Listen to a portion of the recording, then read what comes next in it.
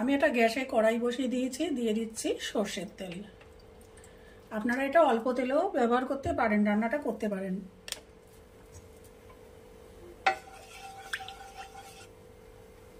তেল গরম হয়ে গেছে, এবার আমি এই কেটে রাখা আলুগুলো ভেজে নেব। আলু আর কাঁচকলাটা আমি একসাথেই দিয়ে দিলাম সময়ের সাশ্রয়ের জন্য।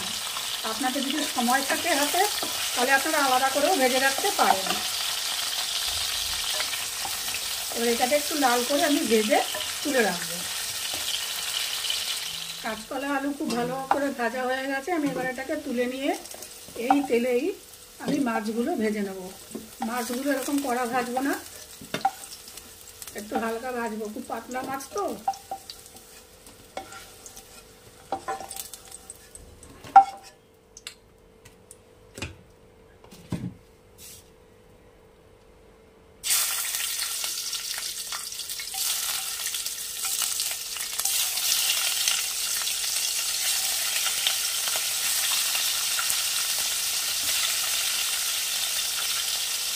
এখানে মাছগুলো ভাজা হয়ে গেছে। এই মাছগুলো এর থেকে বেশি আমি আর কড়া ভাজবো না। এই মাছগুলো তুলে নিয়ে তারপর চলে আসছি পরের প্রসেসে।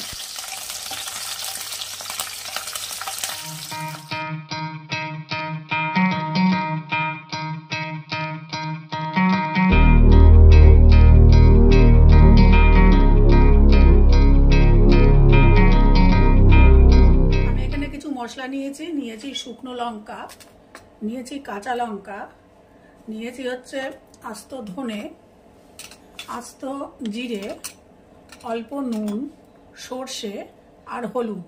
আমি এগুলোকে একসঙ্গে বেটে নেব।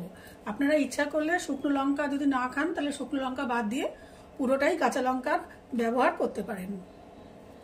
আমি এই তেলেই দিয়ে দেবো যে মশলা বাটাটা তৈরি করেছি, সেই মশলা বাটাটা। পুরোটা লাগবে না এখানে।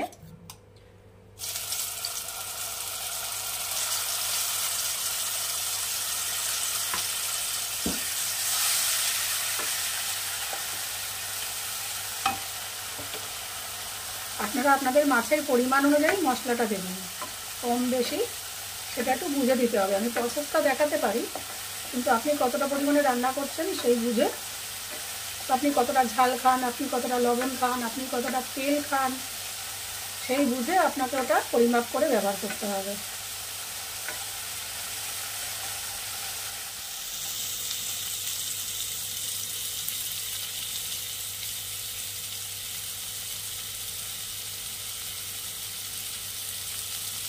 এরপরে দিয়ে দেবো পরিমাণ মতো জল।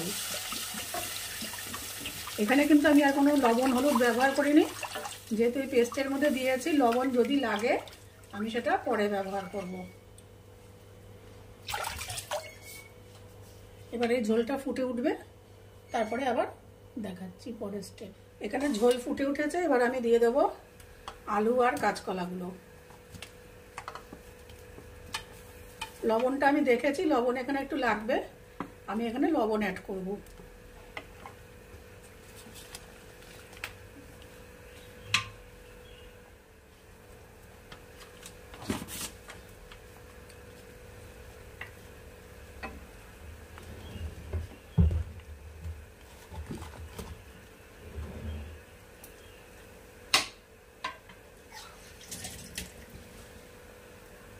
পুরো ঝোলটা এবার ফুটে উঠবে।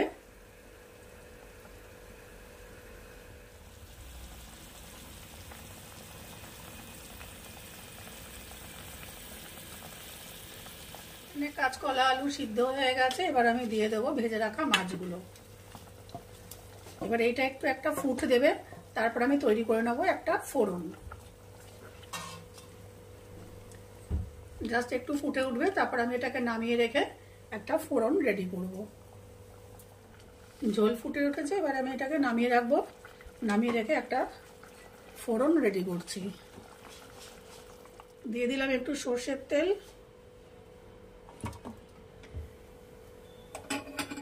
আপনারা এটাকে ইচ্ছা করলে একটু ঘি ব্যবহার করতে পারেন, কিন্তু যেহেতু এটা একদম পাতলা পথ্যের মতন ব্যবহার করছে সেই জন্য আমি এখানে ঘি দেব না।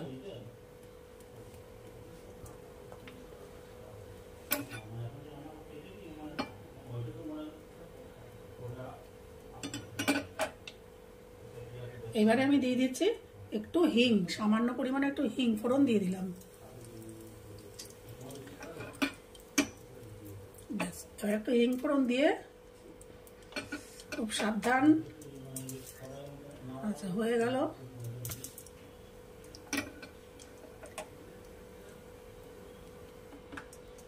এবারে নিয়ে আসছি কড়াইটা, এই ফোড়নটা আমি দিয়ে দেবো এর মধ্যে। ব্যাস, এবারে আমি এটা নামিয়ে দেব। তৈরি আমার শিঙি মাছের হিঙ্গি।